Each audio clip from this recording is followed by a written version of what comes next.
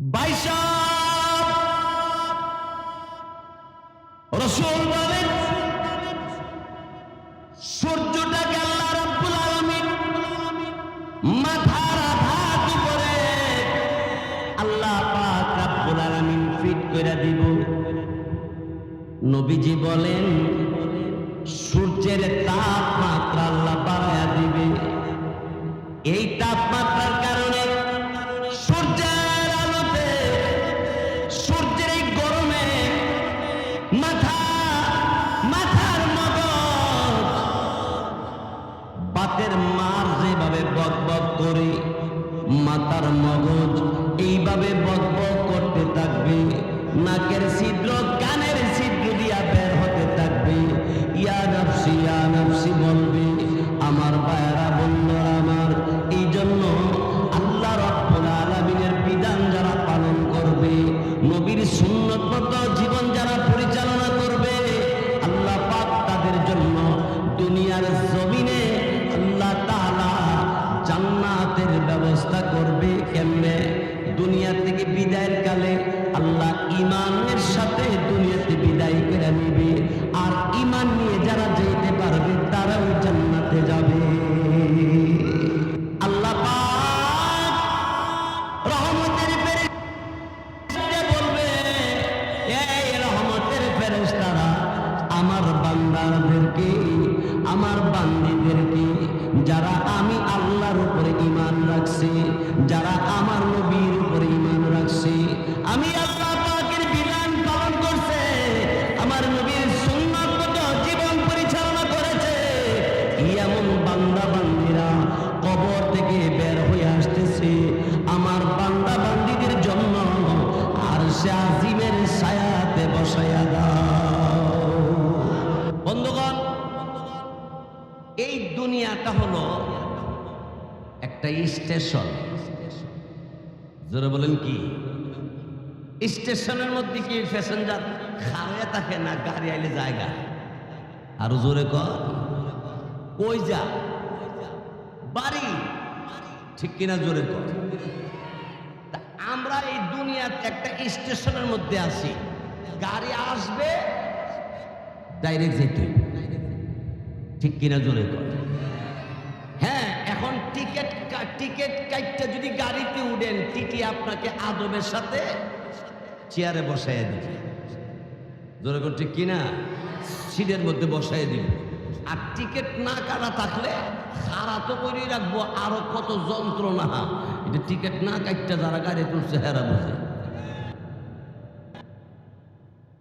এই জন্য আমাদের প্রত্যেকটা মুসলমানের বাড়ি হইল জান্নাতের ভিতর। আমাদের বাড়ি কোথায়? জান্নাতে। বন্ধুগণ, এই জন্য জান্নাতে যাওয়ার টিকেটের নাম হলো ঈমান, নেক আমল,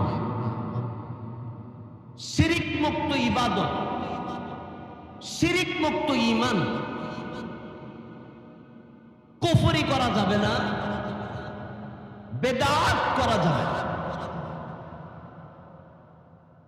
যাদের ঈমান শিরিক মুক্ত থাকবে, যাদের ইবাদতের মধ্যে শিরিক থাকবে না, তাদের টিকেট হবে 100%।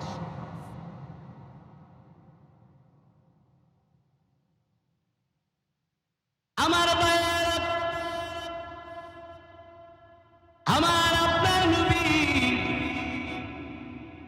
রাহমাতুল লিল আলামিন মুহাম্মাদুর রাসূলুল্লাহ সাল্লাল্লাহু আলাইহি ওয়াসাল্লাম বলেন, হে দুনিয়ার মানুষ, হে আমার উম্মতেরা, শোনো শোনো, আমি ভয়ঙ্কর জায়গা দেখলাম। কবরের মতো ভয়ঙ্কর জায়গা আমি আর দেখি নাই। কয় বড় কবর ভয়ঙ্কর জায়গা, বড় ভয়ঙ্কর জায়গা। আমার ভাইয়েরা, দুনিয়াটা হলো ক্ষণস্থায়ী। দুনিয়াটা কি স্থায়ী? একেবারে ক্ষণস্থায়ী। জোয়ান মানুষ বুড়া হইয়া যায়, বুড়া মানুষ জিন্দা আছে, জোয়ান মানুষ দুনিয়া থেকে বিদায় হইয়া যায়। ঠিক কিনা জোরে কন? বাপ বেঁচে আছে, ছেলে দুনিয়াতে বিদায় হয়ে গেছে, এমনকি দাদা বেঁচে আছে, নাতি কবর দেশে চলে গেছে। জোরে কোন ঠিক কিনা? বায়ার আমার, বন্ধুরা আমার, দুনিয়াটা স্থায়ী নয়, একেবারে ক্ষণস্থায়ী। কবরও আপনার আমার জন্য স্থায়ী নয়। কবরে কিছুদিন থাকবে, কতদিন থাকবে এটা আল্লাহ পাক ভালো জানে। কবরের ভিতরে তোমাকে একেবারে থাকার জায়গা হবে না। কবর থেকে আল্লাহ পাক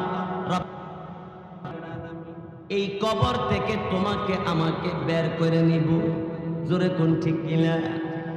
পড়েন আমার সাথে যারা পারেন, মিনহা খালাকনাকুম ওয়া ফিহা নুঈদুকুম ওয়া মিনহা নুখরিজুকুম তারাতান উখরা।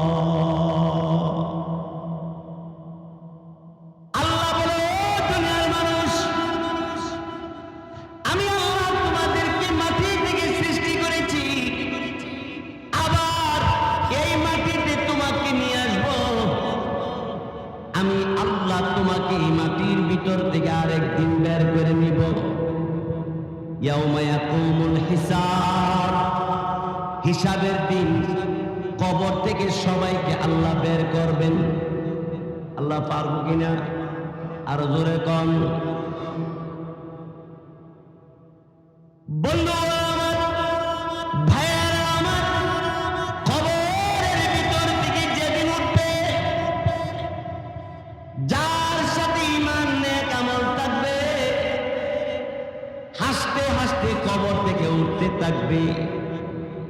আল্লাহ পাক রহমতের ফেরেশতাদেরকে ডাক দেন, এই রহমতের ফেরেশতারা আমার বান্দাদেরকে, আমার বান্দীদেরকে, যারা আমি আল্লাহর উপরে ঈমান রাখছে, যারা আমার নবীর উপরে ঈমান রাখছে, আমি আল্লাহ পাকের বিধান পালন করছে, আমার নবীর সুন্নাতগত জীবন পরিচালনা করেছে, এমন বান্দা বান্দীরা কবর থেকে বের হয়ে আসতেছে। আমার বান্দা বান্দীদের জন্য আরশে